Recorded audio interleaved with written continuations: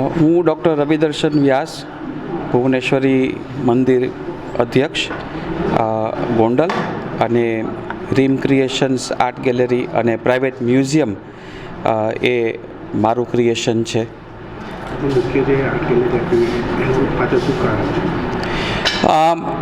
ગોંડલ સ્થિત તો મારું આર્ટ ગેલેરી છે જ, પણ અમદાવાદના કલા ચાહકો માટે તથા જે અહીંના જે લોકો છે, આર્ટ લવર્સ, સ્ટુડન્ટ્સ, આર્ટના જે કોઈ ફેકલ્ટી હોય, તો એમને આ મારું આર્ટ બતાવવા માટે અને આર્ટની અંદર અવેરનેસ ક્રિએટ કરવા માટે હું અહીંયા ખાસ આજે આવ્યો છું. આપણે જેમ કહ્યું કે વડોદરા અને મુંબઈમાં પણ આપણા એક્ઝિબિશન થયા હતા, અમદાવાદમાં એક્ઝિબિશન જવા થઈ રહ્યું છે. કેટલા લોકો આવે તેવી સંભાવના તમે જોઈ રહ્યા છો, અને કયા પ્રકારના આના સિવાય બીજા કોઈ આર્ટ મૂકવામાં આવે છે કે નહીં?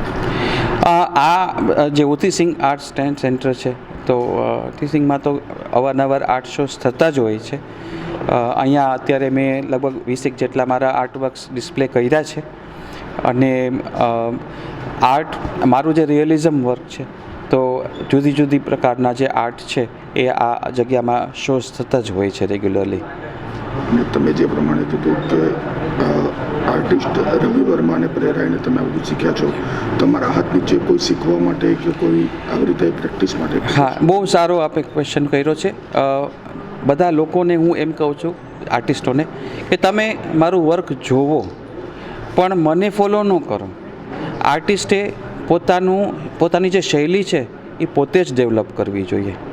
હું પીળો કલર મૂકું, તમે પણ પીળો કલર મૂકો, તો એ આર્ટ ક્રિએશન નથી, એ ફૂટ સ્ટેપ્સ છે.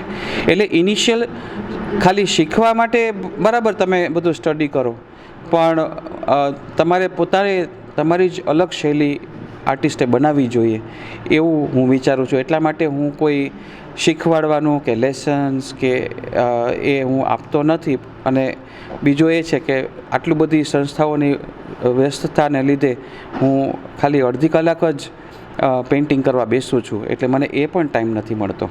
સર, પ્રદર્શનમાં કેટલી તસવીરો? મેં અહીંયા લગભગ 20 જેટલા પેઇન્ટિંગ્સ અત્યારે ડિસ્પ્લે કર્યા છે.